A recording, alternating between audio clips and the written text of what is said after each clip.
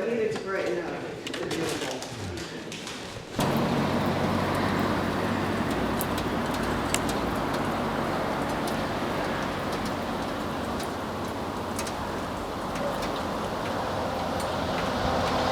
We can wait whatever. Thank you for the introduction.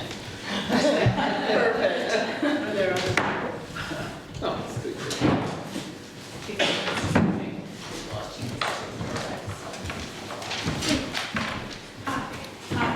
Thank you for coming. Welcome to More Free Library. So today we have the latest installment in the nuts and bolts of state and local government. And before I introduce our speakers, in case anybody else comes, I'll tell you about some other stuff happening at the library. We have this wonderful art exhibit that features the work of Jim Tober, which is the stuff that's in frames, and Carol Hendrickson, which is the stuff that's not the stuff in frames. And they're both professors at Marlborough College and have this show up for the month of January. And because Carol is somewhere that's not Vermont, the reception for the show is going to be on the 25th, Saturday the 25th from 1 to 3.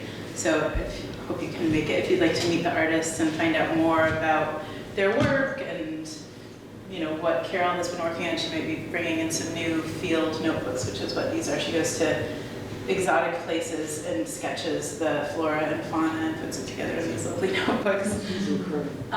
So that's for January. If you haven't been here or you don't know or haven't heard it, we have a different local exhibit every month here in the gallery. In February, it's going to be the photography of David Parker, who is a wonderful nature photographer. So come back in February for that. Come back for the nuts and bolts and you'll see another art exhibit.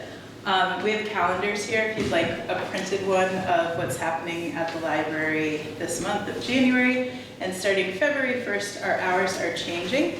And if you happen to be a regular library patron and want that in print, there it is.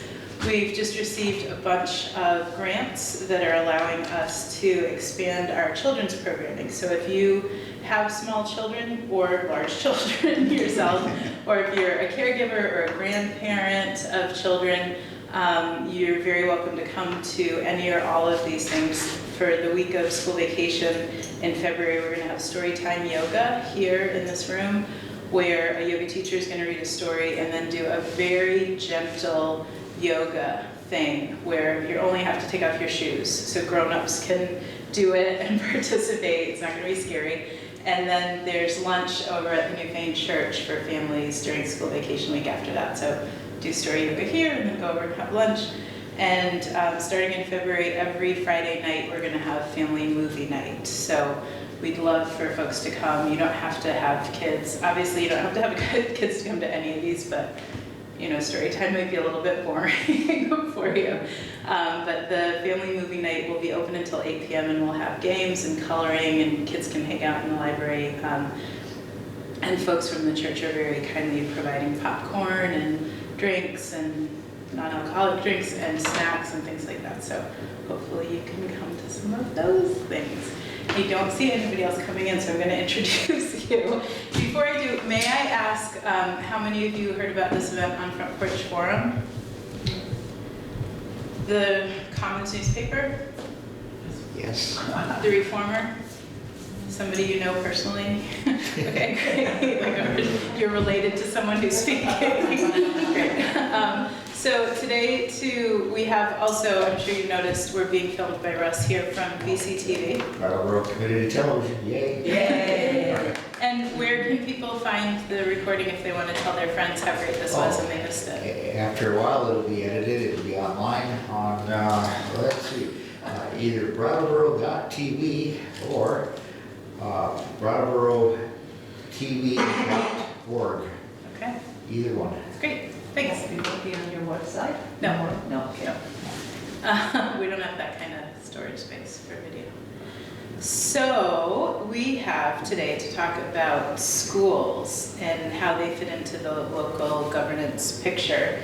Olga Peters from the Commons newspaper, Representative Laura Sibilia, former Representative Ann Manwaring, and current representative and representative for our area, Emily Long, who's also here the third Saturday of every month, if you want to talk to her about stuff related to Williamsville. And they're going to be talking to us about school stuff. So thank you very much for being here. Thank you. So I'm going to start out, and I have to give everyone my apologies. I am dealing with allergies, so can everyone hear me in the back? Am I talking loud enough? Okay, good. So I am so happy we're all here, and I'm so happy that Laura and Ann and Emily could join us, because in this panel alone, you have some of the people with the most experience around education in Vermont. Both Emily and Laura have served on school boards for many, many years, so they have that kind of on-the-ground knowledge. Ann is amazing with numbers and is one of the few people who can explain the education formula in Vermont, I think. And then Laura will also be speaking today about a new study that just came out from the state it looks at a mechanism of the education funding system that we'll get into later. But it's been a mechanism that's kind of needed some looking at for a while, I think. So you guys are in for quite a treat today. Yeah. Just a quick show of hands, did anyone come today with very specific questions or uncertainties around the education system, or are you just looking for a whole? Cool. Just so we... How is Halifax getting out of Act 46? How could New Fane get out of Act 46, and what does that entail? Perfect, thank you. Yeah, we will make sure we talk about that one. Good question. And They're not out yet, that's the Yeah. answer to that question. That's the short answer. So I'll just start with a very broad, pretend you're sitting on Jupiter and looking at the Vermont education system. That's how broad a view I'm going to take. What I find really interesting about conversations around education in Vermont is I think they are so often a microcosm of many of the other pressures that the state is feeling in other areas. You know, how do we provide equity? How do we fund something that has expenses to it that are not always in control of the school system itself? You know, the school system does not always control every line item in its budget. And how do we serve a population of schools that are so different from each other, with different needs, in different geographical areas, and do it in a small state with some kind of economy of scale? You know, these are all pressures that I think we feel in other areas of our life in Vermont as well. And I think things like Act 60 and Act 46, whether you like them or hate them, are all attempts to kind of answer those questions. Whether we think they do them well or not, you know, that's up to everyone's opinion. Just a very brief history. You know, for a long time, Vermont was like many states that local towns funded their local schools. And then about 20 years ago, right? The Brigham decision was passed from the Supreme Court, which said we need to provide equity and equitable opportunities for our students. And the fact that wealthier towns can provide more opportunity and poorer towns can't is not equitable. And so we have to divine a system that creates that equity. And that's how we came up with this statewide funding mechanism that Ann will talk more about. Now, as time went on and costs kept going up and people kept saying, my property taxes. And I think, this is just my personal feeling, but I think Act 60 created a funding mechanism that was so complex that people, because they can't understand it, they don't understand if what they're paying for is expensive or not. And I think that adds to the frustration, I think, for a lot of people, because it's not like a municipal budget that you can look at the line items and say, okay, that penny went there, and that penny went there, and my taxes went here. It's not that clear with how we fund education, and I think that creates a lot of frustration for people. But as time went on, The state wanted to try to save more money, reinvent things, come up to date, do a lot of things. You hear a lot of stories about why Act 46 was created.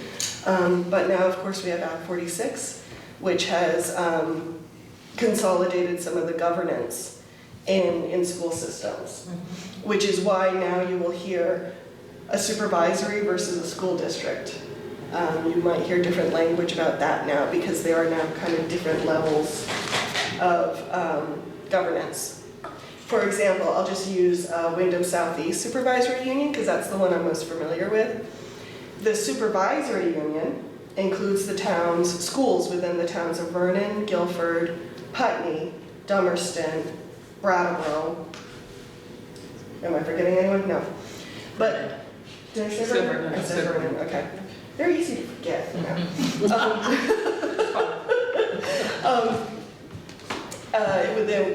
In the school district, but the school district itself, the Wyndham Southeast School District is the schools within Brattleboro, Guilford, Putney, Dummerston. Vernon is its own district. So we're still dealing with some levels of governance that I think people are still getting used to. So that's the very broad view. And we have just come out of the transition for Act 46. In fact, I would say we're going into a new transition with Act 46. Now that we have created the new governance structures, everyone's now figuring out what the new roles are. And so sometimes I think people still feel a little confused because the playground has changed again. And it's a new playground. On the positive side, when you look at a lot of national statistics, Vermont tends to do very well. We tend to have very well-educated students. We have a few issues, I think, with people exiting high school and being ready for either a trades program or college or whatever you want your next phase to be. I think we have a little work to do there. But as far as our elementary, middle school, and high school education, we tend to score really high on a lot of a lot of data points. So as confusing as Vermont education can be, it would seem like we're doing well by a lot of our students as well. So that's kind of the balancing act. So, shall we start with Ann and the funding mechanism? Sure, start with the old goals, why not? So, I wrote up this little thingy here, which I'm going to try to follow. And if you were on Jupiter, I'm moving to Pluto. Okay. I always think it's really good to get a really high-level overlook at stuff because, as you point out, Olga, the complexity inside this system is difficult even for well-schooled people to really get their hands on all of it and understand how it works together. So, anatomy of the education fund. Yes. You create a school budget. You want one here in your community for your schools. And then all of those school budgets are aggregated. And in 2019, that amount of money was $1.64 billion when all of these budgets were put together. And that's right out of Joint Fiscal Office. If anyone wants to see numbers, I got them to show you. And basically that is what we, the people, the voters in Vermont have decided that it needs to educate our children, period. Now, where do the revenues come from to do that? Can I ask you a question? Does that figure come first, like from the state, and the state says we need this 1.64 billion, No, figure it out? It comes from locals. And all of the individual localities, 250 or 60 of them, I've forgotten exactly how many. Every locality, however you're defining that, creates a budget, as you guys do here in Newfane. And we do, I live in Wilmington. And every one of those budgets is aggregated up to that $1.64 billion. That does not start at the state, it starts at the local level. Got it. And that figure is for those towns that Olga mentioned. No, it's for every town in the state, Okay. all towns. Okay, thank you. I hope so, 1.64 Well, billion. I'm just checking. It feels like it would be Multiple multiple towns can make up a single district. Okay. And they always have been able to. So however they're aggregated, all of it ends up, it does end up here, but it doesn't start up there. So how do we get the revenues to do the work that was voted, that became the 1.4 billion around the state? First, there is a portion of it that is derived from several of the what we call broad-based taxes. For example, a portion of the sales tax, the purchase and use tax, the room and meals tax, and the lottery, and there's a few other things like that. The vast bulk of it, however, the remainder, after you put all of that in the fund, you need to raise your local property taxes. And with that need, that number, that's the derived number, which is $1.27 billion of the 1.64, goes through this sieve, which is a really complex formula, and that's where people get lost and get tripped up. Because they all want to know, what does that mean in my town? And you can't really do that. But anyway, what you get at the end of that complex sieve, I call it, is the tax rate for every town in the state, it's the education tax rate. And then that will raise the other 1.27 billion, plus the broad-based revenues. That's how you get to 1.64 billion to spend. That's the basic overall framework of how it all starts. And then all of that ends up in this bucket called the education fund. Now, we're clearly at the state level. And so, money then has to leave that fund and get back to where the actual work is being done. Because there's no point in having public revenues for public things if there isn't some work that money is doing that means something. And so, there's largely two ways that the money leaves the education fund and gets back to the schools. One is there's called Equalized per pupil spending, and then there's categorical grants. And those are meant to accommodate specific needs that are not shared by all districts across the state. That basically, in the current world, it's transportation, special ed, and some versions, what's left of small school grants. And the question I have always had, since I really began to dig into all of this, is does this bring back to your school the money that you really need or thought you did when you enacted your budget? Yeah. That's the open question in my head. So I thought I'd take another moment and just talk about what is an equalized student, because the phrase that we hear repeated over and over again is per equalized student or pupil spending.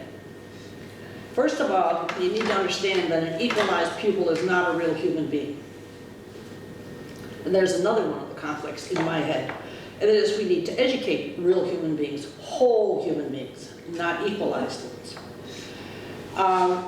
Our finance system assumes that it costs more or less to educate pupils who fall into certain categories. For example, inside this system, a kindergartner is weighted only as a half a person, whereas a high schooler is weighted as a person and a half. Those are the first two basic, well, whatever the numbers are. I'm not Kindergarten, though, it's pre-K. That's a difference. Stop, guys. This is my time. Get out of here. Kindergartners are rated with one. Get out. Knock it off, Emily. You're gonna These get two it over served, and over. these two sat next to each Excuse other me. for a You number were of welcome. years. Your time. Education. When I finish. Okay. Edit this out. And we're gonna give you some entertainment. You thought education funding was boring. Oh my gosh, no. It's not. Not boring at all. And there are a lot of other categories that also are weighted. For example, Poverty, if your community, and that's measured by the number of students in your district that are eligible for free and reduced lunch. That's another one. English as a second language is another one. Advanced classes, there's probably 6 or 8 of them that all give a weight. And a single individual can have multiple weights on that individual. And in the end of it, it all comes out to what is called an equalized per pupil population. And that's how your money arrives back in your local checkbook to be spent to do the work that that money is supposed to do. Regardless of what amount you pass in your budget?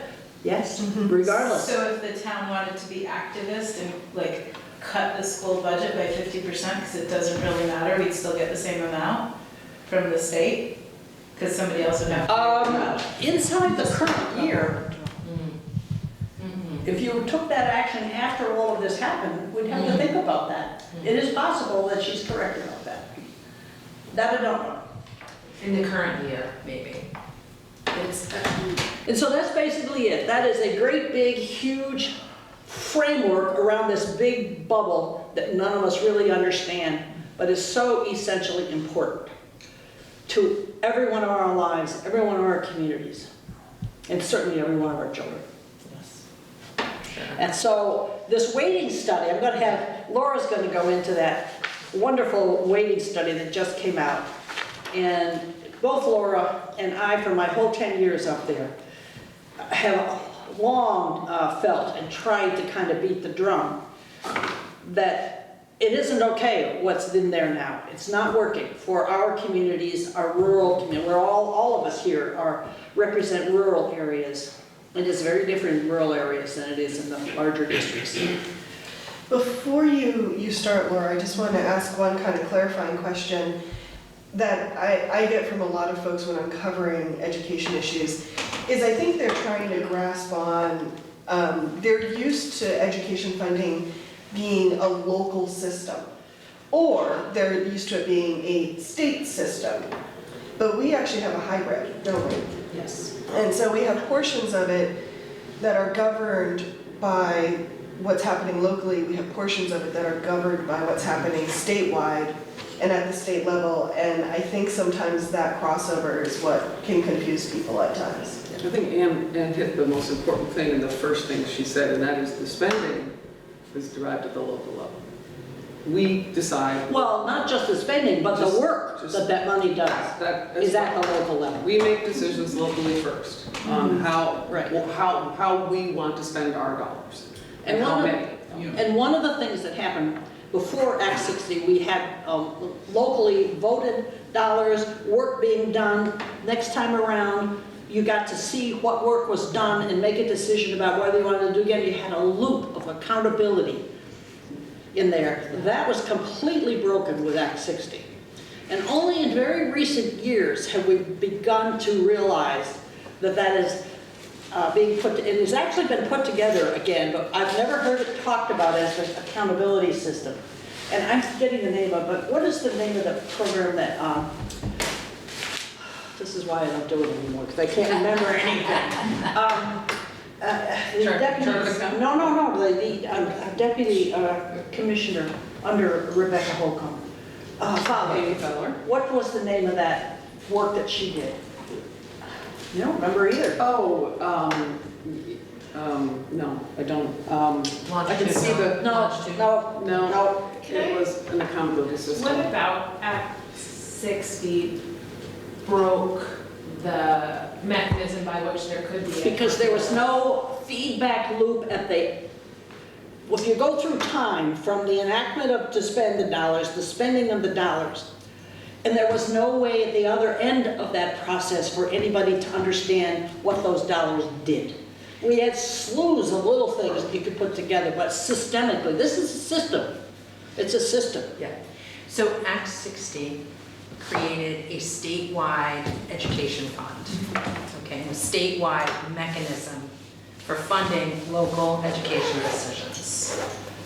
And it did that with a residential rate and a non-residential rate. And the non-residential rate is for businesses, it is for second homeowners, it is for large landowners. Anybody beyond 2 acres in rangeable. Local decisions are impact the residential rate, okay? And so as Ann said, you know, everyone makes their decisions, passes their budgets, and the whole amount goes up, okay? And the non-residential rate, the rate for second homeowners, businesses, large landowners, is derived from up there, and it is not impacted by the decisions that you make in Newfane. It's a flat rate. It is a flat rate. It is affected by the decisions that are made by the entire state. We've actually talked about this on the floor and trying to explain it to folks as the tragedy of the commons. Yeah, it's the variability is not impacted. I mean, they are paying, but They're they pay paying. a flat rate. That's right. It goes up and down for the residential, depending on. So is it a statewide non-residential property tax rate? Yes, so I'm gonna, just because it's right next door, I have no idea what its status is, but we have a business that is right next door, the Newfane Inn. And so the Newfane Inn, if we're presuming that they have a regular status, that they operate as a business, that they're not exempted in any way, their education property tax rate is derived, it has nothing to do with the decisions that are made in Newfane. It is calculated based on the decisions that are made in the entire state. That is not the case for the local decisions. Local voters will pay a premium or can reduce their tax rate depending on their per pupil spending. So can I give an example with like 10 students just to try to wrap my head around the funding? So say that a district has 10 students in it and the town has a school with 10 students. The town decides to set the school budget at $100,000 and sets the residential property tax rate, education property tax rate in such a way to raise $100,000 for those, to pay for the expenses of the students at that school. They send that money to the state and the state says, no, but 8 of those students are in poverty and one has special ed and one's an ESL student. You can't fund them with $100,000, it needs to be $150,000. That'll happen on the front end. There's a calculation, what do we call it? That's the weightings. Well, but there's Yeah. an That's actual a calculation different- that our business managers will go through, you know, based on the weighting, based on, So the school department or the local school system says, this has to be your budget because these are your students and here's how they're weighted. if you want to provide this program to these students with this staffing, put all of that into this, you know, calculation and send that to the state, And if the town says, you know what, if the school comes to the town and says, this is, if you want to provide this staffing to these students with this weighting, whatever, this is what it's going to cost, and the town says, no, we'd rather not do that, we don't need 4 aides in this That's right. classroom, we want, the results are mediocre enough already, let's have it still be mediocre with less staffing and reduce the property taxes, here's what we want to spend, can the town do that? Yes. And then that's what they send up to the state, and people get laid off, and it's just a smaller Yes. budget with smaller services. The budget that passes. Clear as a bell. Yes. Voters. But the aggregate is that the town set the budgets, and the incentive not to lowball is that if everybody lowballs, then there's a lower, the whole state has a lower budget, right? That's why a town wouldn't perhaps deceptively lowball their education numbers, because then everybody, the average that comes back is lower for them, so you lose, you don't make money off the state. If you lowball, you can't kind of be a free rider on the state's education, you being a municipality, right? Is that how it's supposed to work? So there's a disincentive for under-reporting? There's a disincentive for saving, there's a Disincentive, disincentive depends for on state frame it savings. There's an incentive for local savings, but not a disincentive. There's no incentive to reduce the state.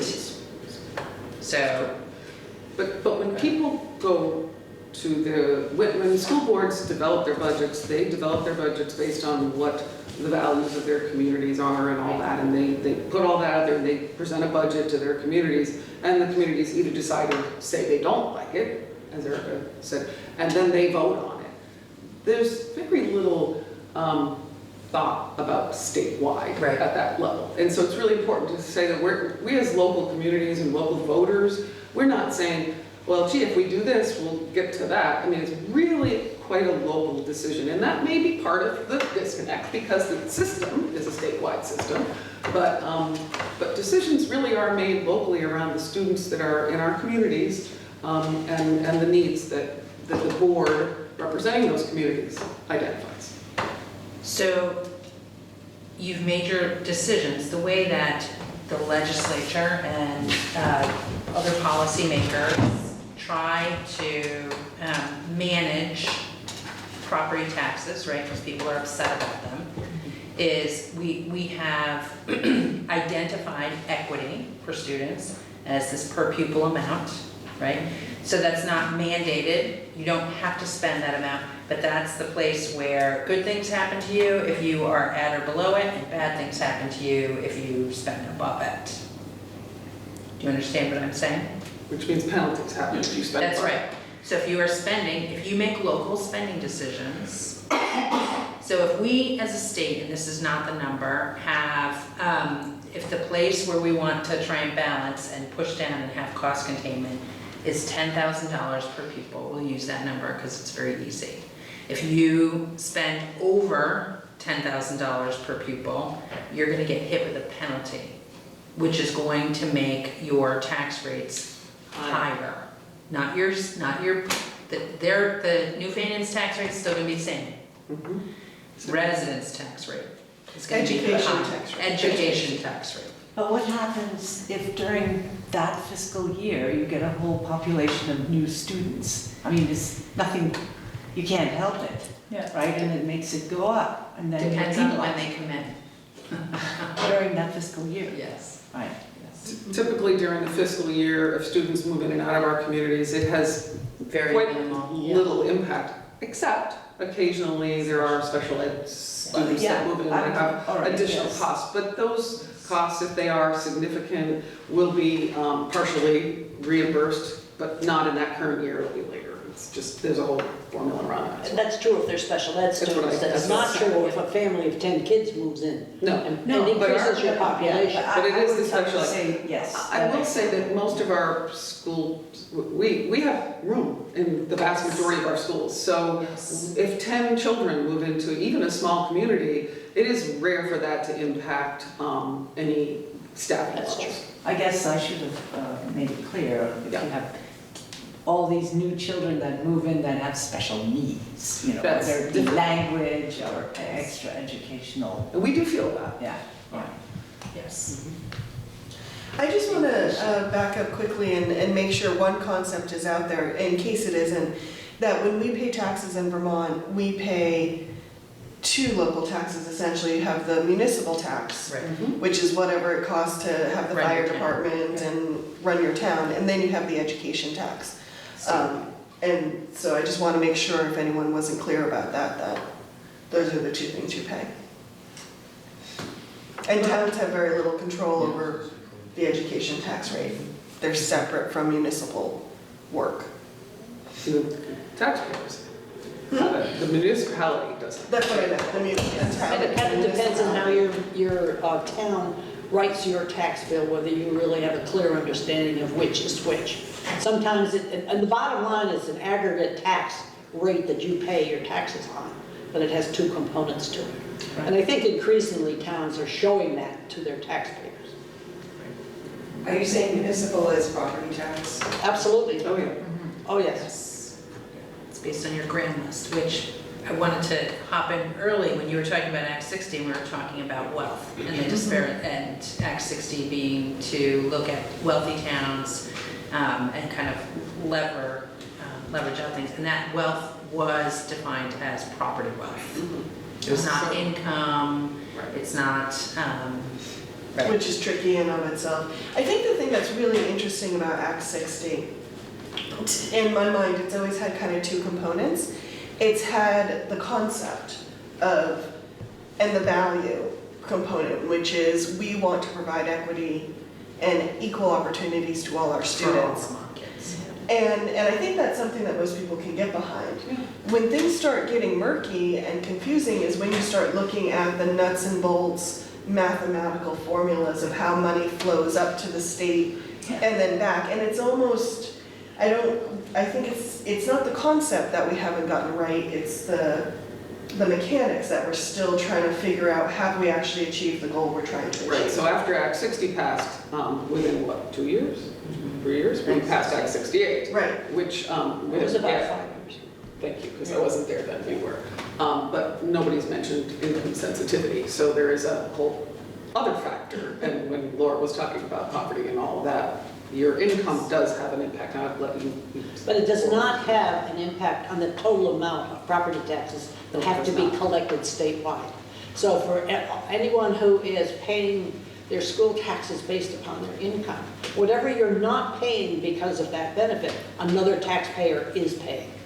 So when the money gets sent up to the state, then they add in the broad-based whatever, like they add in the fund has two other components. revenues, and then it's dispersed. It's all mixed together and it's dispersed down to the towns. Yes, yes. Yes. But what you receive is not what you have budgeted. Correct. To me, well, it may or may not be. The relationship, to me, of the financing system is only tangentially related, in my mind, to the work that money has to do. It starts out with the work that needed to be done, as demonstrated in your budgets, but it goes all the way through this. And the amount comes back, and there is an attempt in the framework of the nuts and bolts that are there to try to get you to a number, but you are not dealing back with the same concept. You're dealing with things that are inside this financing system, and that's their important. See if I say this, see if I say this correctly, okay? So you see something that you want to buy, education, a number of teachers, you know, and you think you know what that costs, and you budget for that, and then we use this formula to calculate tax rates, and it may not cost what we thought it was going to cost to buy that. Fair? Not sure. Keep going. You're much more into this than I am. If I can say it differently, let's say Newfane votes for $100,000 for the education budget. Do we know at the end of the year how much has been spent for the Newfane students? More like how much has been raised. That's the accountability. Yes, we do. That's the accountability piece of it. When you get your town meeting warning and your report at your town meeting, it should have, at least it does in my town, an itemized budget of what was spent on last year. And we annually audit. Or, yeah. We looked, he's an accountant, he couldn't read it. Yes. No, we would like to say that. So any resident of any community should be able to go to their school board and the school board meeting and have all their questions answered about the spending of the previous year or any year. Because we do all now audit in our school district. So can we find out, like, statewide statistics of district by district, what that, you know, what an equalized student cost is at the end of the year? There's huge data on the Agency of Education's website. Just go fishing in there and you will find huge. And do you have a sense of what it's like? Like, is it for the same aged student, not special ed, or an average, you know, or median with the special ed kids in there? Is it like $5,000 in one town and $100,000 in another town? So we have across the state, and there is a report you can look at that I have printed off year after year after year after year before I was in the legislature and pushed in front of policy makers' faces to show that we have effectively, through our system of penalties, equalized per pupil spending. And you will see if you average across the state, there's very little difference in what a tiny little town like Halifax spends per pupil and one of our largest districts, say CVU, spends per pupil. So that seems like an argument for vouchers. That's by design, that system, because we equal. What do you mean by voucher? A school choice vouchers, if all kids So- cost essentially the same, give them a voucher. So I would say to you that they do not all cost the same. And that is something we have been fighting for more than a decade to rectify, that it has not been fair. The notion that if we go to that $10,000 that we're aiming, 10,000 per pupil. 10,000 per pupil. It's more like Okay. 20. Well, let's just say, Just we keep just, the numbers it's easy, very keep easy, the math very easy. easy. So, can't have you know, we have, I'm gonna keep it super easy. We have 2 fifth grade classrooms, okay? Emily has 20 kids in her 5th grade classroom. Ann has 10, okay? And we're aiming for them both to spend about $10,000 per pupil, okay? So Emily, we're aiming for Emily to have $200,000 to spend in that classroom. And we're aiming for Ann to have $100,000 in that classroom. So there's not that significant of a difference in cost in educating equal students, 10 equal students and 20 equal students. And so what has been happening is Emily's kids, if their school board, Emily and I have been on school boards forever, I will tell you, I will guarantee you right now, I will spend right up to the responsible amount to purchase as much opportunity as I can, you know, trying desperately not to get us into the penalty, to the place where there's a disincentive to purchase opportunity for my kids. And I'm sure Emily would say the same thing. Yes, of course. And so those kids, so that school board, because there's no disincentive for them to save that they're gonna purchase more opportunities for their kids. So we're not actually purchasing equity with that $10,000. You can't actually provide education for every student for the same amount of dollars. And the challenge is that a class of 10 kids or a class of 20 kids And can have be, all different needs as they well. may have all different needs, but you also don't really need to hire extra staff for a class of 10 or 20. You can, that's why when a family moves into the community, it doesn't usually make a big difference unless there are additional costs for like special needs. But those 20 kids, whose basic cost to educate is the same as my 10 kids, she got extra money there, so she can go get all kinds of extra things that she can provide. So what within my that point budget. was, I was going to make is that as our demographics have changed and our numbers have declined, and our student population numbers have declined, it has unfairly impacted the communities who have seen a loss, a decline in their enrollment.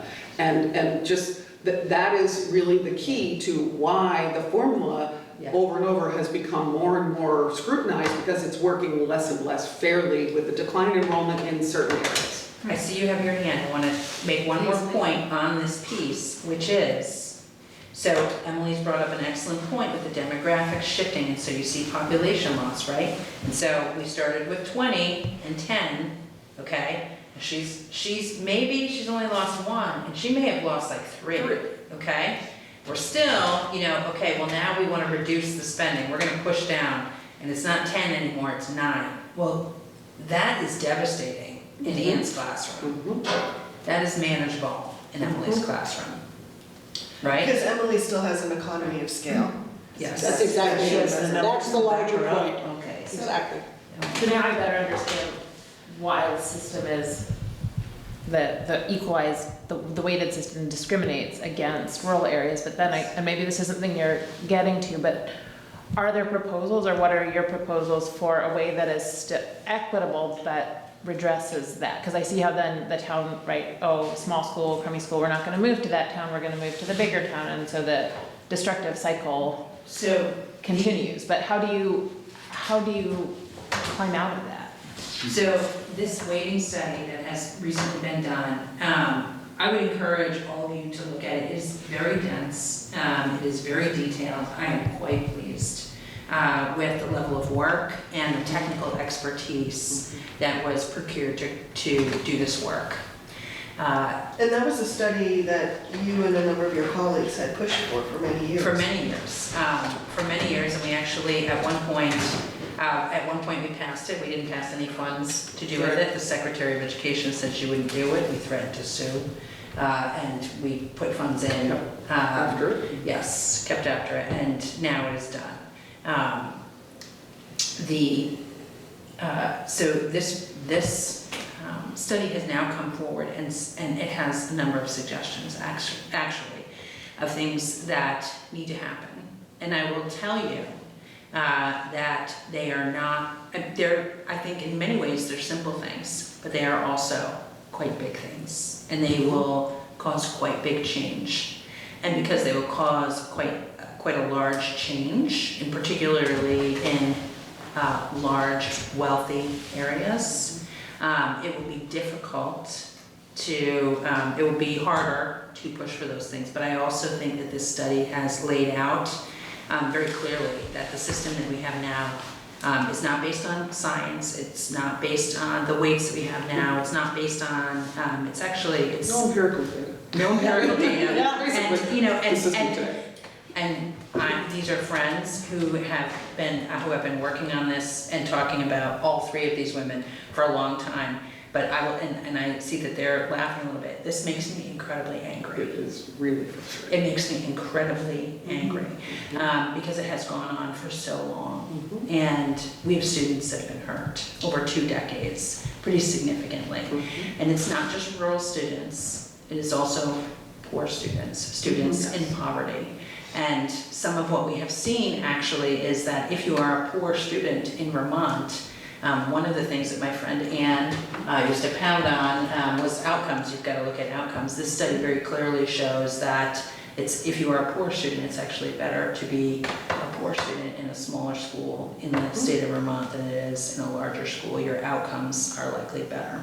So there are a number of steps that are laid out, or a number of recommendations that are laid out in this, including adjusting the weights. So acknowledging that it costs more to educate students in rural districts, that it costs significantly more per pupil to educate poor students, and that we need to make some decisions about whether or not our new system for special education funding, whether or not we need to change how we're doing that census block. Right, census block, or if we need to add a weight onto students. So it's actually, for me, in a very, like if you could wave a wand, it's pretty easy to say, change that, that, and that calculation. And that, I would say, I don't know that it fixes everything, but it certainly makes things potentially a lot more equal for our students, and also gives us a much more level playing field for starting to push down for cost containment. But as I said, there are winners and losers when you start doing things like that. And it is the small towns with not a lot of representation 76 votes. that will most likely benefit from this, or poor towns that will, larger poor towns. Brattleboro will certainly benefit from doing this. They have a high poverty. I think As does Wilmington. what Laura just said was really telling, because you had talked about how this system has not been looked at for so many years, and it took so long to get this weighting study through. And I think it highlights one of the dangers we sometimes have around policy, because policy, of course, will always be created from our values. But sometimes I think when we look at policy and start questioning it, we forget to separate the values out of it. Because for a long time, when I would ask questions about Act 60 and Act 68, as a reporter, of course, being from the Deerfield Valley, which has not benefited from Act 60 in the same way some other towns have, they'd be like, yeah, but you're just complaining because, you just don't think kids should have equal opportunity. And it's like, we do that with policy. I don't think it's just education policy, but we Dismiss. We Yeah. dismiss arguments against what might not be working as against our values, That's right. Right. rather That's than right. against Trips us up all the time. mechanisms. To actually put that in concrete terms, that was clearly what was happening in the early years, because it was Dover and Wilmington, the two representatives from our two towns. This was before you I got in know, the I legislature. totally remember it. And we were dismissed because we were 2 of the 20 gold towns, and we were just whining. Not true. And it's taken us all of these years. I think it's been 15 years since I was elected to the legislature. One of the things that we pride ourselves on in Vermont, and I think it's really important, is our progressivity, and particularly around our taxing. But we have, in terms of looking at our education, that has been the goal, as opposed to actually making sure that it was working for our kids as well. And that has been what we have fixated on. I can tell you this, having fought outside of the legislature and fighting inside of the legislature, that is really what we have focused on in terms of our taxing, looking at taxing. Can we come back to revenue? Sure. You mentioned that revenue is based on property tax, use tax, sales tax, which are all local, No. or is that based The on? only one that's local is property tax. Oh, The so others are all federal? broad-based state But tax. is any part coming from income tax, either state no. or federal? No. That's a But good, that's worse. that's a That one good is question. progressive. Well, can Use I, tax, sales tax is the same for everybody. the numbers that I have are old. Except for the second owner. That's Yeah, that's- So residents are highly income sensitized, highly income sensitized. Within That's the why I brought property it up tax earlier. system. Yes. But the reason that using income tax as the solution to this problem, which many people, the total, now my numbers on this are a few years old now, so forgive me for not having them actually, but the percentage will be real. The total amount of income tax that we collect in the state of Vermont is somewhere in the $800 million range. This is a $1.5 or $6 billion issue. And then if we, and that 800 million does all the other stuff that we have to do. And There's during just recessions, not enough it's money. volatile. But within the property tax system, there is actually complex, but a kind of a robust acknowledgement Yeah. that residents can actually pay based upon their income as opposed to their property wealth.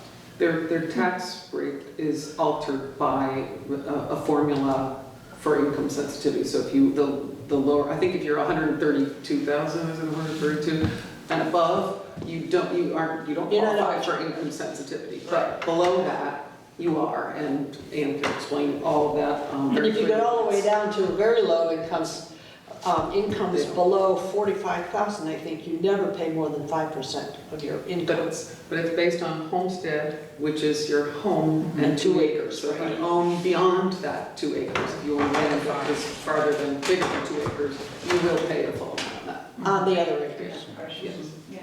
So I was looking at the Newfane 100-year anniversary book from the 1800s. And in the 1800s, there were like 9 school districts in the town of Newfane. And there were all these little individual one-room schoolhouses. And who knows what those educational outcomes were like, but I would say probably fine, good enough for. And so I was interested to hear you, Olga, say about how good the Vermont outcomes are, except for when it gets to high school, because apparently it's all going along fine, and then 12th grade It's never after falls high apart. school. But I'd love to see that, because what I read in the media is that the schools are not doing well, but I never see any reports. So I'm from Massachusetts, where we had MCAS that was reported on so widely, like you couldn't miss school by school and grade by grade, math, English, social studies, what the scores were. Teachers were evaluated based on their MCAS scores with raises and, you know, getting fired if their scores were too low. And I don't, because I'm new to Vermont, I don't see that. So I'd be really interested in seeing the data about outcomes and funding and things. You know, clearly I'm pushing for spend less on schools and just have it be good enough and have, you know, kids get a perfectly decent education but build community and not go on a bus for 2 hours and, you know, stay in their local communities. That's 100%, that is my bias. So there we are. But I would love to see the outcomes, you know, somewhere. Is there like an MCAS for Vermont? Is there a state We don't do test? MCAS, but Because we it's do Massachusetts, take, but- testing.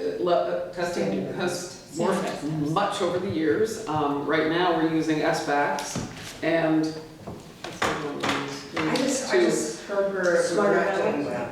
Students are doing well in comparison to other people, other states. So We we, run your standardized tests, like. right, so again, that's an excellent point. We measure ourselves against other states through these standardized tests. They have gone through quite a number of changes over the years, so it's difficult to do the long-term, you know, longitudinal analysis. We have always in the past scored up in the top 5% of schools in the states around the country. That is not a compliment, frankly.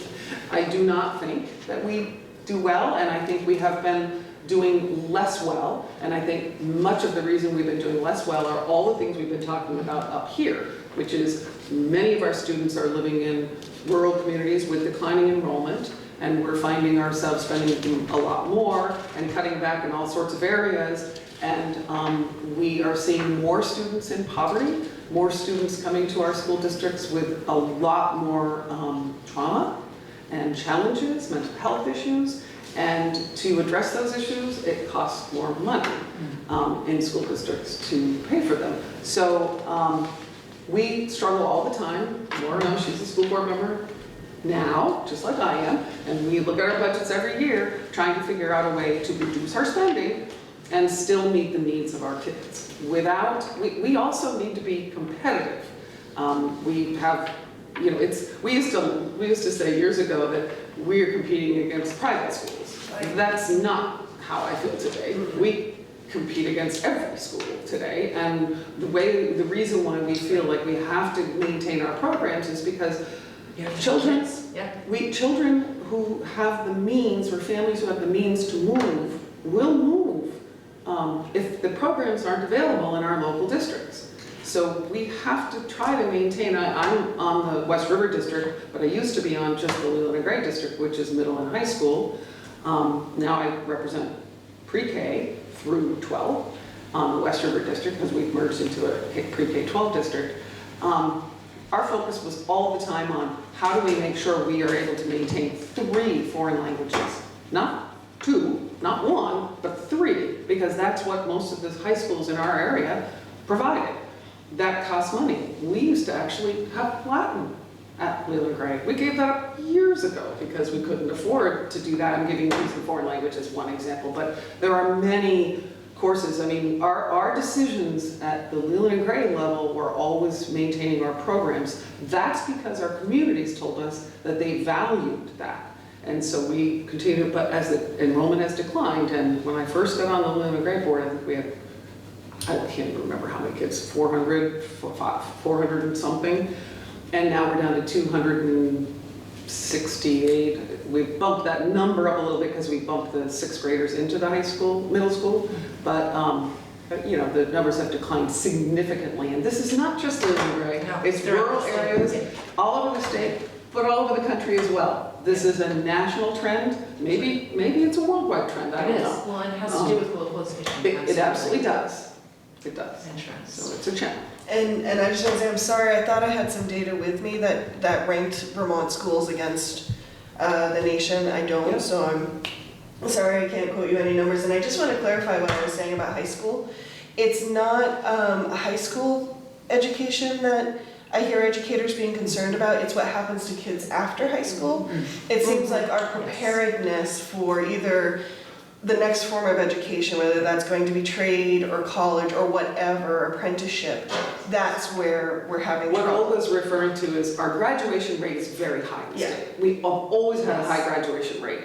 But the rate of our students who leave our high number of students who leave our high schools and move on to another, whether any post-secondary education, whether it's a training program, whether it's a college certificate program, are fairly low. We in the 60% even at some points. Yeah. So we have been trying to find ways to Engage raise those kids. That's right. Yes. And Laura, and all the work she's done over these many years, knows this better than anybody. If we don't start developing our workforce, Yeah. and that's where we're feeding it from. And so we need to do better. We need to do a lot better. And Leland and Gray is engaged actually, as are all of the high schools. When I'm not in the legislature, I work for the Regional Development Corporation, and they have put together a number of programs trying to connect our local kids with opportunities with our employers and what is the education pathway that you need in order to access those careers. Both to let them know that there are careers, Yeah. but also how can you access And those. it's a wonderful And Leland and program. Gray is actually the star in Wyndham County in And I terms will of say the participation. opportunity to be able to do this is phenomenal. This will pay off not just for our kids, but this will pay off for our communities, Yeah, for our absolutely. businesses. Lawyers, yeah, Yeah, it's really great. How many people are going to the Career Center still? I can't tell you the number can't of kids off the top of my head, but that's a number we can give you. I certainly am happy to tell you, look it up. See, now there's another little wrinkle in the funding system, because at your high school level, you will get, that student, that senior, will get the equalized per pupil spending arriving in your school budget to operate your school. But if that student decides to go to the tech center, a very large piece of that money goes with that student to the tech center. So all of a sudden, from your budget making thing, which happens the prior year in December, January, February, to the following September, that money's gone. Yet you've already made your budget and done it. It's one of the pieces of the system that doesn't really work, doesn't hang together. It needs adjustment.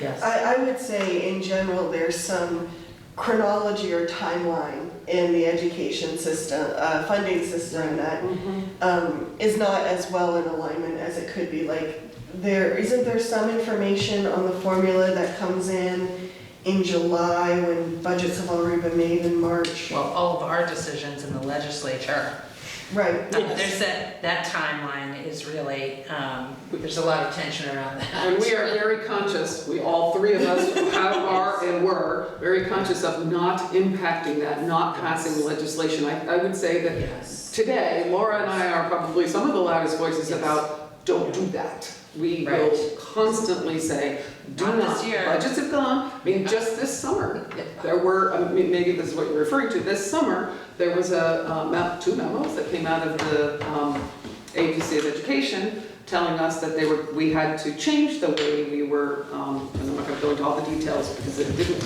happen, that we're going on our special ed kids, how we were calculating special ed students. It was going to increase our spending after budgets had already been passed by significant amounts in schools especially, districts especially that had a high number of special ed students. We found out about that and really came down on the Agency of Education and attending meetings left and right until we finally got them in August to say, okay, we hear you, we won't do it.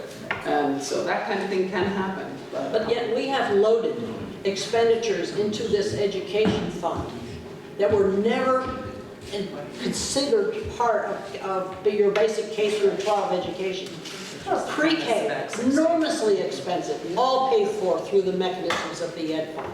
I was on a small committee at my last term, and it was about unfunded mandates, and we identified 130 unfunded mandates the legislature had passed over a 10-year period, all of which had not been paid for previously in the Ed Fund, but were now being paid for inside the Ed Fund. 130 of them, some very small, like green cleaning supplies, and some very large, like pre-K.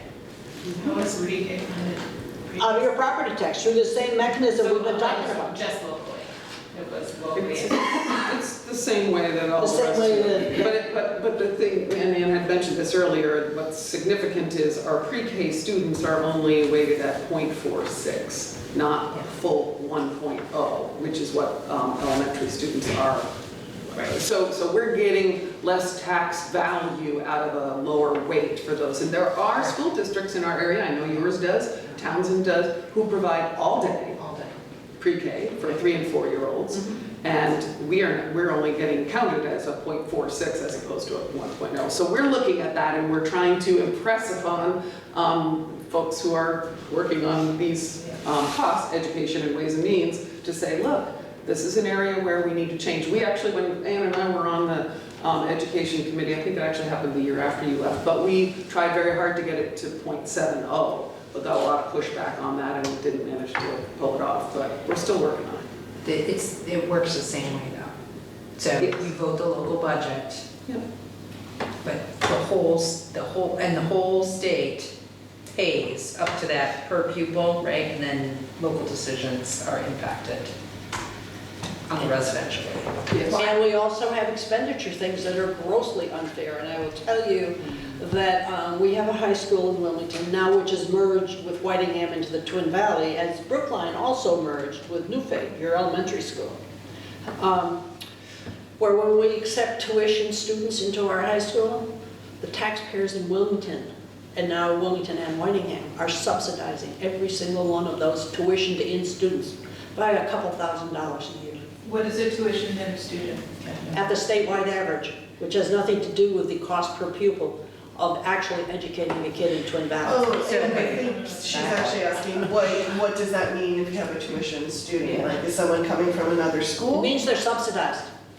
So- It means that the high school students from Dover who come into our So you're school saying system, students from a different we district? are subsidizing the Dover And taxpayers how do they get school choice? Yeah, because they do not have a high school. We don't- They can go to online. any high school they want. Okay, as long as their parents can get them there? Yes. Or does Well, the some- district have some to pay districts by provide law? Some districts do, yes. In Wilmington, however, because we have a high school, our students are not allowed to go elsewhere. Okay, but so why are you subsidizing the cost? Because Dover's tax rate is lower? No, Dover's tax rate becomes lower because we are subsidizing. So we may have a momentary scuffle up here, but if Dover's students are being subsidized, it's because the high school has not properly charged for it. Because that's a public school. And that- For private schools, there's a cap on what you can pay. So a kid from Dover could go to a private high school? If we go to because Burn there's no Burton, high school? if our kids go to Burn, there's a Set set that is set at the state level to pay. No. Now, the voters can elect to pay more than that at town meeting, but they're, in statute, it says you can only pay a private school this much per pupil.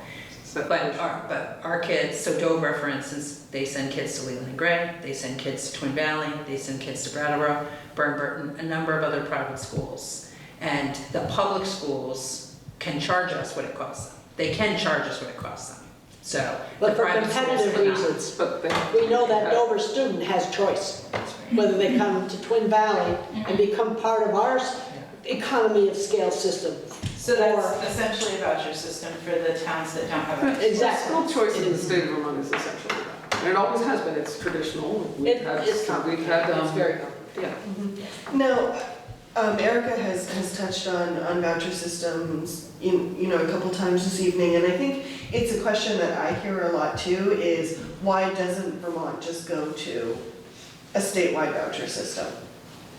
So, Because I think it's been discussed at the legislative level. yeah. Yeah. So I will tell you, I have fought extremely hard for public high schools in particular, which are much more scarce than elementary schools. So for instance, Twin Valley, Whitingham and Wilmington, that draws from a very large and isolated area. Kids in Whitingham, they would have to access Bennington or Brattleboro likely on Route 9. That road closes a lot. My family grew up in Whitingham. we're pretty poor, a lot of kids. If there had been a voucher system, it's likely that school wouldn't have been there. It's, kids in poverty, when you add that additional travel, they're out of their community, you're really increasing the odds of, bad things and bad impacts on your communities. And so I would say that I do not think it would be appropriate for Vermont to go to a voucher system because we are too sparsely populated. I think something like that, a market-based system, can only really be considered in a much more densely populated area, and even then, I personally would say I don't think that that's right. Now, I'm only speaking for myself. You're speaking for me too. Right. Okay. And I've always said for school choice, my whole mantra has always been, who doesn't love the idea of choice, right? Mm-hmm. But choice doesn't mean the same thing to everybody. So a family who is a two-parent working family doesn't have the same opportunity to send their child wherever someone else does. It doesn't have a choice to send it somewhere else because they couldn't be there for parent-teacher conferences. They can't pick their child up from basketball to be able to, it's, so until there's an ability to equalize the choice across families, I feel very strongly about supporting public education. So everything Laura said is absolutely right. And we're in a really challenging time. But what we need to be doing is thinking to the future and figuring out a way to strengthen our public education system in the best way we can. I think this weighting study that Laura has fought for so long is one. In our towns. It's not just me. I mean, we have funded studies, towns have funded studies, and. So what's next for the weighting study? Because you said it has a few kind of like, if they did this, this, and this would be great, but does it have to go? Do you need to create new legislation to get some of these, like what's the next step? Before we go to the, I just want to make sure everybody knows that this study just came out in December. It's only just being looked at on Thursday this week. The Ways and Means Committee in the House and the Education Committee in the House had a public hearing and heard from the folks who did the study at UVM. The authors of the study, there were two of them. Were you in the room for it? I was not. I could not. I actually went to go. I could not believe that I was there. No. I didn't. I mean to say, I went to go, and I was talking to Sorsha, who's the committee assistant from Ways and Means. She was coming out the door. She said, "You can't fit in that room." Mm-hmm. It was in room 10. The room was so packed, I thought, I'm another legislator, I'm not going to take the space of somebody else who needs to be there. So I didn't actually go. But on their websites, both Ways and Means and on the website of the Education Committee, is the PowerPoint. You should feel free to go through it. It's a 130-page report, but this does help. It's, it's a summary of the findings. It's a high level, and this is sort of the beginning steps of where we may go. I have heard, and I don't know whether you heard the same thing, that the Senate is interested in really taking more testimony on this. I don't think they've had their hearing on it yet. I think that they'll come back into the building. The authors of the report will come back in for the Senate. I don't think they've done it for the Senate yet. But this is a pretty big study. It's a lot to absorb, and we have to think about how it fits in with redesigning our funding system, which I think we've been talking about for a long time. And I think it is probably time. The demographics are, what actually is well beyond. So I will also put out there the notion of, in order to enact any piece of legislation in the House, you need 76 votes. And that's 50% plus one. Mm-hmm. And the legislature, and especially the Senate, is incredibly weighted toward the large communities. This one person, one vote does not work well for economy of scale in rural communities. So I would also encourage you that while all of this has come out, and I'm really very pleased with this weighting study, there is a lawsuit going on that very few people realize is going on. The town of Whitingham is suing the state over the inequity of substantially equitable funding for its students. And at every step of the way so far, even though the state has pushed back legally on it, the judge has let it go forward. Now that will be heard, I think probably not until next summer will it actually be heard. But I do believe, and Laura has been saying this since she and I had our first education conversation about, I don't know, 20 years ago. 20 years ago, that it's gonna take a lawsuit. I do think in the end it's gonna take it. Because to get a framework that responds to the concerns raised, that can get those 76 votes, because every legislature is gonna go immediately to the list of the tax rates in their town and see what happens with any scenario that's put out there. Anyone. I will tell you that, as I said before, I'm so relieved that we finally have this information, but I'm quite upset about what has happened to our students and our schools. And I think Emily is speaking from a tempered, measured, prudent place, looking at the house as is her job. I'm an independent, and I can assure you that this issue will be front and center and will be heard on the floor. And we will, if we aren't able to move on this year, if there aren't more lawsuits that are filed as a result of this study clearly laying out that this system is inequitable, I think it's only, if it's not this year, it'll be the year after, And so what are the implications from this report for Act 46 and all these mergers, which many people on the ground feel are inequitable and feel like they've been railroaded into something that they didn't want to do and that's not in the best interest of their children? So I don't know what the implications are for Act 46. I think we voted for it. All three of us, I believe, voted for Act 46. So, and It's I the can hardest tell you, vote and the worst vote I ever had to take. that's right, absolutely. And I did everything I could not to walk out on that vote. Well, I felt that I had to vote for it, and I became convinced because of the demographic crisis. Not once did I believe that doing this would have a dramatic impact in our statewide education property taxes. Not once. There is an opportunity when you have larger groups of students, as we've talked about, as we've demonstrated, to purchase more opportunity for kids under the current system. There's also, as Emily is, I'm now on a merged board with Dover and Wardsboro, okay? So in a very small way, what happens there is you start to erase some of the inequities. Now I'm thinking about not just the Dover kids, but also the Wardsboro kids, okay? And making sure that there's some equity there. That is why understanding the demographic crisis, seeing it at my regular job and the impact that was having on our kids, and understanding this larger group of this larger governance group is why I voted for it. I don't think it's the end all be all. No, and I don't think it fixes everything. Wasn't sold that way either. It wasn't.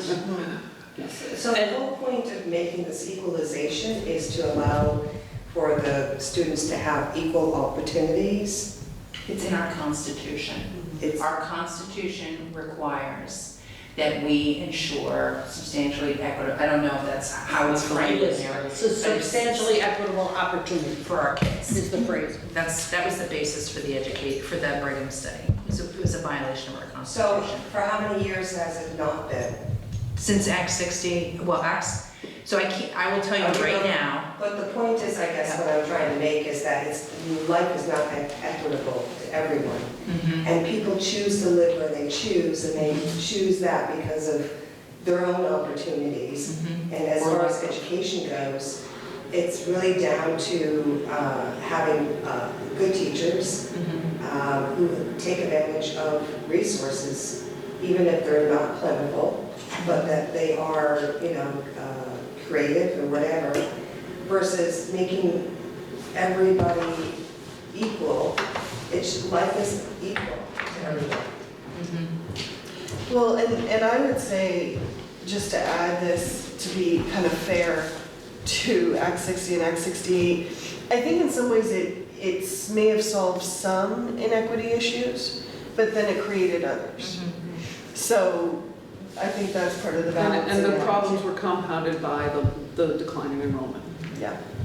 Yeah, so And I would also add that I'm not sure Act 60 goes for equity, but equitable opportunity. Funding, resources. Resources. The equity was defined as funding levels. When in Not fact, it's necessarily the outcome equal. levels that I, Because the idea is when you set an amount at the state level, then you can't judge a student by virtue of their town or their zip code. And that has, yes. you can see why that's well intended, but how it can backfire when you consider population. Can I ask you a little bit more about Act 46 and fleshing out how you see it working, sort of what the act says and what it does, and then how it works in our communities here? And I'll just remind you that at the beginning, Erica had asked about Halifax and Greensboro. So we want to make sure we get back to that too. So may I make one point with regard to equity and making things equal? Okay, so this is, I think, an ongoing discussion. I think Emily would probably say the same. When I look at Wardsboro and Dover, we're actively having that discussion. What does equity mean? Because it doesn't mean the exact same program in each school. Right. Does not. So it still doesn't, but what does it mean? So we are on, continuing to have that discussion. How do we make sure every kid, whether they're from Wardsboro or Dover, has similar access to Yeah, I think what you guys opportunity? are looking at in here in the state of Vermont is gold towns versus no towns, and those are opportunities, but they're also, having a ski resort in your town, it's also a detriment too. So there's other, other people that are coming in and affecting way of life too, versus being in a small town that doesn't have a ski area, and they have a quiet life, a simple life, a small town life without that interference. I mean, I came from a small town and came through a centralized school district, and that was because it was like all the little towns had their one-room schoolhouses. So in the 50s, they became centralized. It's like Leland and Gray. Yeah, and right, it's Leland and Gray, basically. And, we had a simple life. We were all farmers, and we all got through the education, basic education. Those that wanted more would, their families would afford to have more. Or and there's Saratoga Springs that was right next door, and they were, say, the gold town. They had lights on the fields, etc., they had everything. But we didn't want to live in Saratoga. If you wanted to live in Saratoga, you go and live in Saratoga. But we wanted to live in our hometown. So I just don't understand where the equalization is important. And if you have special ed, you have to accommodate for that. And your budget, your property taxes pay for that, for your own school district. Versus all of the state of Vermont. This all came into place before any of us were, I don't think any of us would say we would build this system the way that it is now. Yeah, I mean, we're trying This has to. morphed over the years with a lot of changes, but regarding what you just said, Laura, about the equity versus equal, and what your conversations are going on right now, that's come about because of Act 46. Right. Because Act 46 was of one method to try to figure out a way to increase educational opportunities and make them more equitable, have equitable access to increased educational opportunities across the school districts, regardless of where you live in the state of Vermont. Does it succeed at that? Heck no. But there is a reason why Laura's having that question at her school district level, because now it's not just Dover. You're looking at Wardsboro kids too. For us on the West River District, we're not looking at any one single town. We're looking at a compilation of 5 different towns. So we're trying to figure out a path. We're trying to keep We local control. really are, and I would say, I'm not gonna put words in Laura's mouth, but I'm pretty sure she would agree with me, we're trying to keep our local schools open. We're trying to find a way Absolutely. to keep our Well, local that's the schools, bottom line. because Anyways. if we didn't make a change in the way we were governed so that we were having different conversations, we were going to see them close like Brookline had to. Brookline's numbers, I mean, I can still go back to the day, and their tax rates were going up so high that they felt like they were compelled to merge. And that was prior to Act 46, It one of was. the local clubs. And this is also the case with Wilmington and Whitingham, where we Right. came together under a joint contract framework, not a legislatively mandated one, Which was the same for which was Newfane the and same for Brookline. Newfane and There were only Brookline. 3 or 4 in the whole state that did the Something joint. like that, yes. But in any event, what my experience was when we finally were able to join the two schools together in Wilmington and Whitingham, is yes, when we finally had a high school that had 150 more kids in it, well, I forget the numbers, not good on numbers today. But in any event, there were more opportunities for kids. We spent our local money to improve the opportunities for those Right. kids. But you know what happened? As time went on, we got those advantages got eaten up by the effect of this funding system that just keeps grinding away. That and That- the increased needs, I would say, And at the same time. Whatever, it is this financing mechanism will just grind you away. And Act 46 mergers are going to get to that same point. So was there any discussion, is Vermont a Common Core state? Yes, I believe it is. Yes, So it is. Yes, it is. if all of the schools are using the Common Core curriculum, why would there be such a vast difference in opportunity from school to school? Because you have the resources that you can bring to the implementation of that. And also, the Common Core is a framework, and Vermont develops curriculum based on that framework. And even the curriculum provides standards, and local districts are the ones, you make decisions about what you want your students to learn within that framework. Right. So it's not like this is a dictated curriculum that you need to follow. It's the framework that we actually shift from district to district, and sometimes decisions are made on what kind of curriculum you have is based on, unfortunately, dollars spent. I mean, there are some districts who will say, we're not going to do that, even though we may value it, we don't want to spend the money. So local control means a wide variation in leadership and technical knowledge that are making decisions about the quality of education that is provided for all of our students. Again, with Act 46, which was about combining governance as opposed to schools. You're hopefully also elevating maybe the technical knowledge and experience of the folks that are making those decisions. But that is a pretty big variable across the state that definitely affects equity of opportunity for students and spending levels. I will say one of the things, and I don't know if you're experiencing it, but we're experiencing in my district and what I'm hearing, we had expected there would be some reduced administrative costs. And while there have been some, we haven't been able to realize that yet. Now, I want to also put this caveat out there that people should really remember, when we passed Act 46, we knew it was going to take a long time to make the changes. In fact, the funding formula that's attached to Act 46, the incentives, the dollars that you received in the district went out for 5 years because we knew that it was going to take a while. In West River District, which we're sitting in right now, we just barely became an operational district on July 1st of 2019. So this is really early on, even though we've been talking about it forever. It is very early on. The district that Olga lives in, that only just happened much more recently. I can't remember when the October was the operational date, I think. Yeah. So maybe No. October, so I can't remember when, July maybe. No, I don't think it was July. I think it was after. Anyway, whatever it was. That's when the board shifted over. Yeah, so I mean, it's going to take an awful lot of work locally. The thing that that still concerns me, and I watch it changing, I know you do too, because you're at that level, Laura.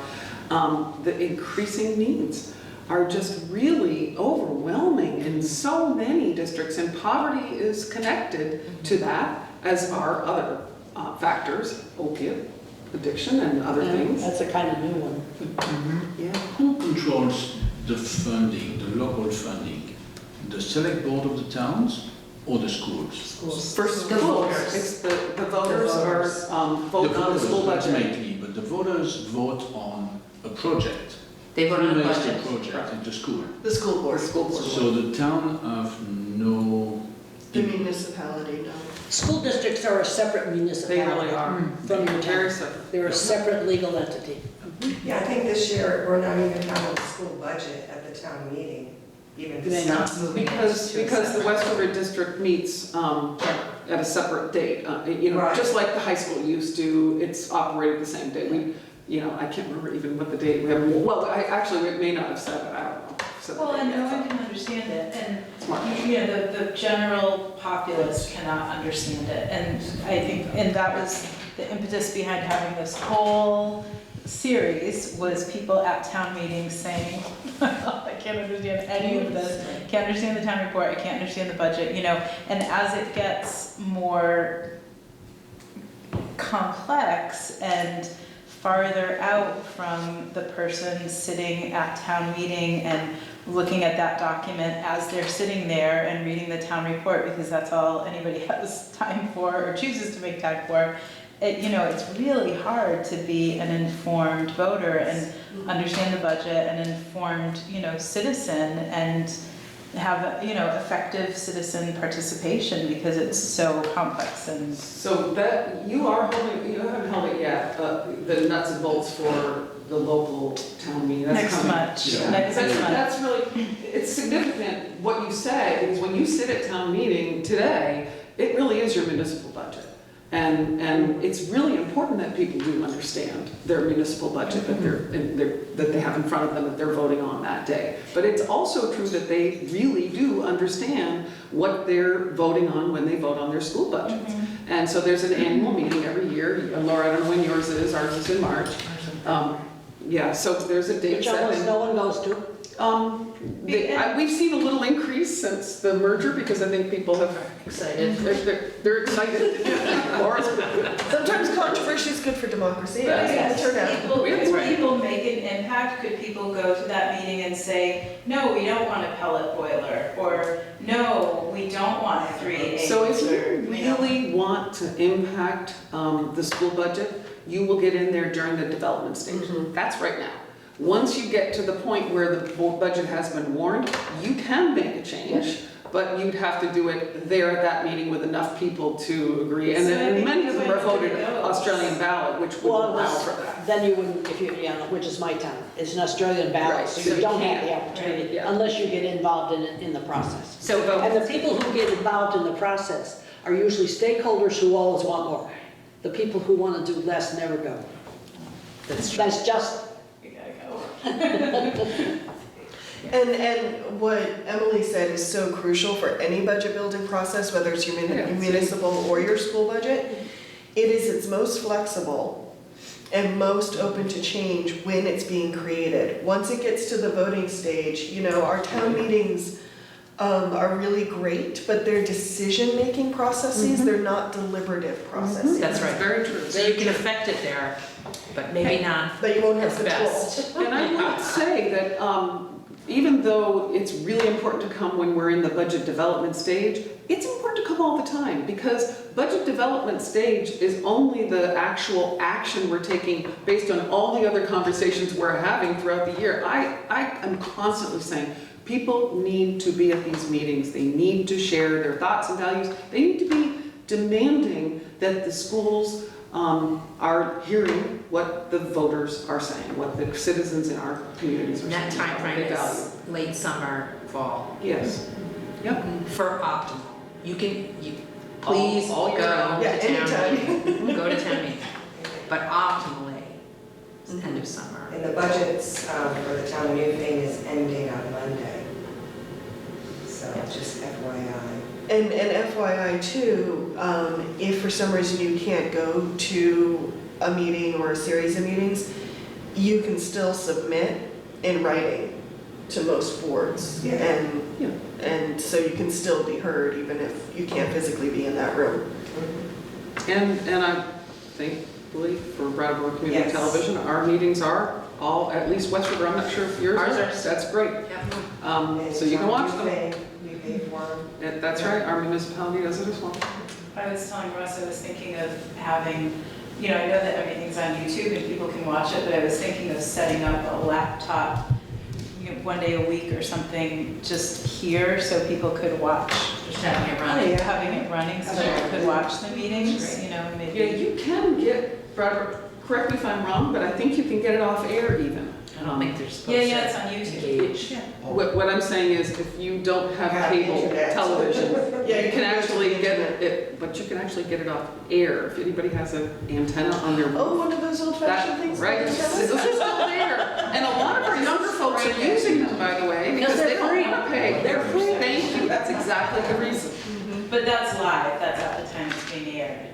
So On Right, but I was thinking of just, like, every Yeah. Saturday playing on a loop, the local Yeah. meetings, the select board meeting, et cetera, just, so people Yeah, can I see don't it. have cable television, so I am unable to see it that way, but I absolutely am able to access it all the time online and do. Yes, and I, in fact, the other day, we were in Montpelier, so I couldn't make my last school board meeting, but I wanted to make sure I knew what was going on, so I was sitting on the floor of the house while we were not in session, doing some emailing and watching the board meeting, which is a real asset for us. And you can sign up to have every videotape sent to your email as it comes online.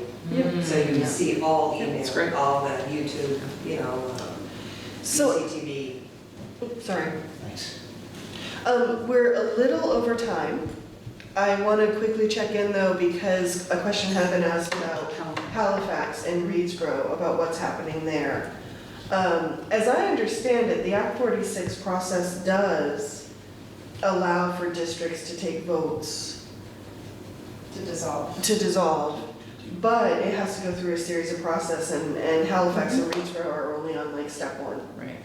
And it will have to go to the state, and I think it's unknown, this will be the first, it will go in front of the State Board of Ed. And they are supposed to, I was just looking at the words the other day, see if it will change, if doing that would change the overall intent that they had been hoping to see achieved, I think, from the merger. So I will tell you with Halifax and Reedsboro,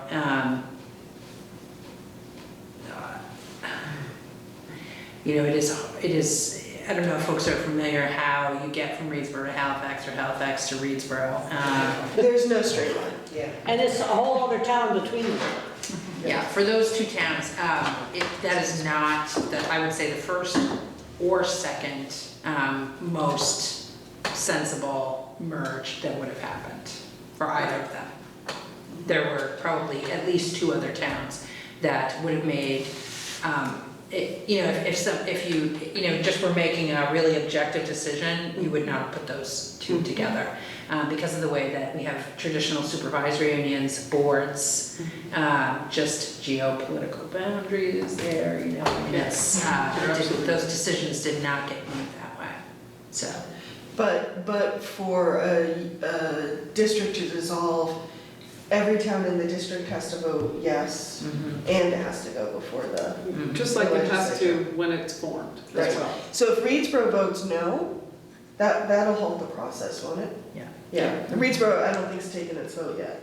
But they want out because it was going to impact their. It appears that that's It appears that way, but until the votes are And so cast. it's kind of like Wyndham Yes, being won't count apart, until then. right? So Wait, like wait, Wyndham The town of Wyndham, yeah. Ah, being apart. Yeah, it's hard for me to, it's hard for me to imagine a way in which getting out of this benefits Reedsboro. I represent Reedsboro. Wasn't it, I just. Financially.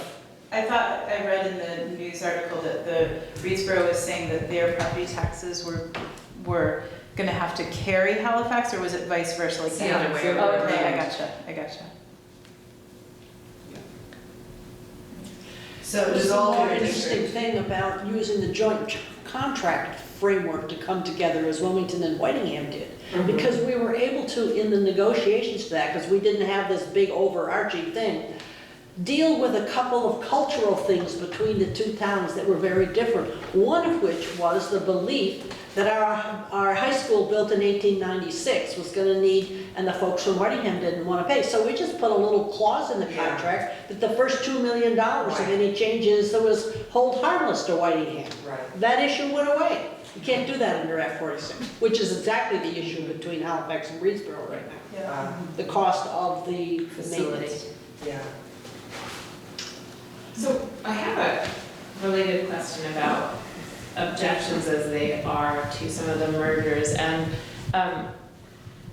I had thought, and from my position, a lot of towns wanted to hold on to their schools, like I would rather send my fifth, but if I was thinking about it, my sixth grader to a grade school than a high school. And I wonder how much of it is that, and how much of it is just that people are like pushing back on any form of property tax movement or anticipating that, or if you, I don't think No. you can link the movements that are happening through mergers to property tax. okay. I I hadn't really thought don't of it, hearing this, I wondered if that was more of an issue than I realized. You know what it says on the bottom of my whiteboard in my office as a reminder for the last I think 10 I've years? seen this. Yes, yeah. Change is uncomfortable, Yes, to remind me. yeah. And it's constant. And with our rural communities, I mean, we've seen some pretty dramatic changes. And we're under some pretty significant stresses. Yes. Even with this change, it doesn't mean that these buildings here locally will continue to exist as schools. So it's really important to know, I don't believe your articles of agreement are the same as the West River articles of agreement, but in the West River articles of agreement, which are these 5 towns, Brookline, Newfane, Wyndham, Townsend, and Jamaica, we have in our articles of agreement that the schools cannot close ever in the articles of agreement without a vote of that community where the school resides. So that was a pretty powerful statement we were making, that we really did believe Right. that there's serious value in those schools. Now, this is why Wyndham didn't want to join, how those schools operate is something completely different. So our administration, which is the same administration Laura has, came to us early on and said, we asked for recommendations of how we should be structured, and they told us, we think the best, most financially feasible and most equitable and giving the students the best opportunities would be to reconfigure our grade levels. Put pre-K in Jamaica, I'm gonna just make up because I can't remember what they were, but Newbrook would have had grades 5, 6, Townsend would have had grades 3, 4.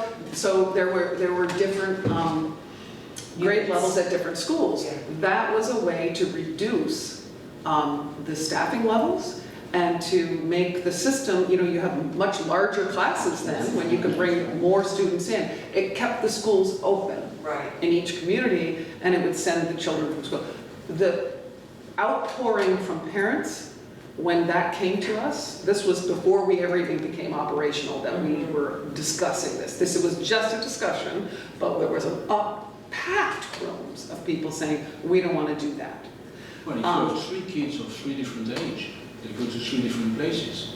They do, all within one district, but it did allow, there are a lot of, I'll just say, we got a lot of feedback from parents saying, my child is in a class with 5 kids. I'm just gonna throw a number out. And 4 of them are boys, and my kid is a girl. And she has nobody to connect with, even her own gender. This can happen, so in small schools, and schools that we value. So we have multi-grades. So then, the multi-grade classroom, they may have a few more girls in a classroom because they have 10 or 12 in there, but, and I'm making numbers up and schools up, but it's still, there is value having larger class sizes. I'm not talking big classes, I'm saying sizes of classes. It could be 2 or 3 third grade classrooms, Regardless. And so when it was presented to the community wasn't, the parents and community weren't interested in going that direction. But that doesn't mean that they might choose to go that direction in the future. Jamaica, we opened up school choice within the West River District. Inter-district school choice. I think you have it too. So parents can apply to have their child from Newfane attend Townsend or Jamaica or whatever. And when that happened, it wasn't that there was a lot of movement, but there was a significant enough movement to reduce the enrollment at Jamaica quite significantly. Yeah. So Jamaica's school population and the enrollment has declined quite a bit through school choice. A lot of those parents, I believe, some of the decisions were made because they traveled south to go to work. And so they moved to Townsend. Townsend saw an increase and Jamaica saw a decrease. So now we're trying to figure out how we're going to make sure that the Jamaica school is still strong, viable, lots of opportunities, the same opportunities for those kids as they get in Newbrook. Did you do any kind of like exit survey to find out from the parents why they were choosing, opting out of that? There's a lot of controls around what you can ask and get from it, but I do know that there's a form that people fill out saying all sorts of, I mean, you have to talk to administration, the board doesn't get involved with those kinds of issues, so I don't know what the reasons were, but I do know some of them were about opportunities. Jamaica had less days of art. Jamaica had less days of physical education than Townsend did.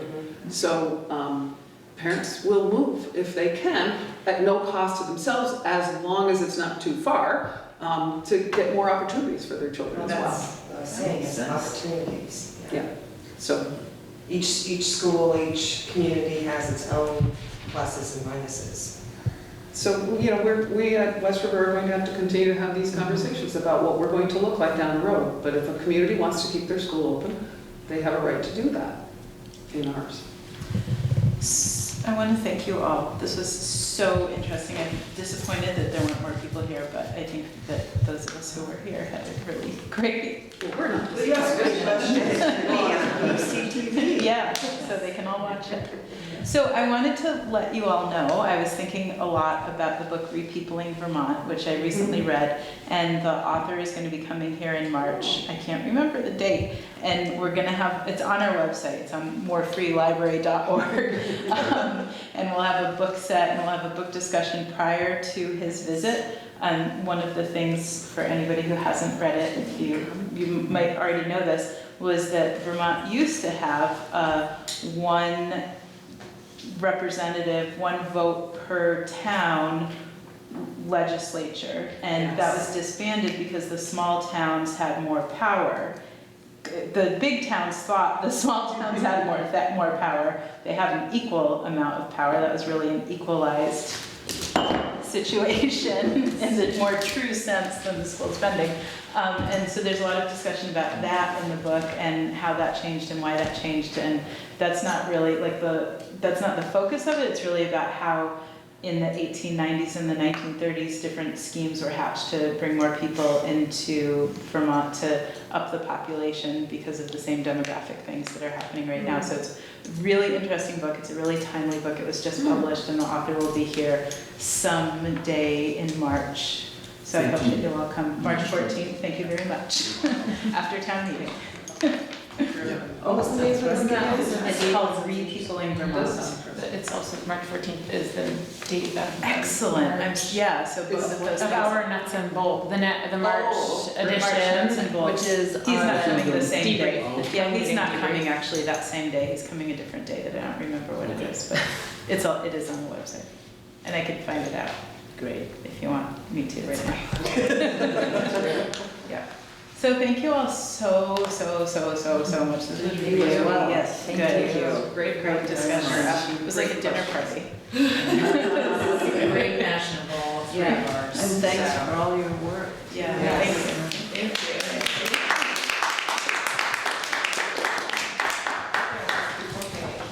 We keep you here another hour for questions.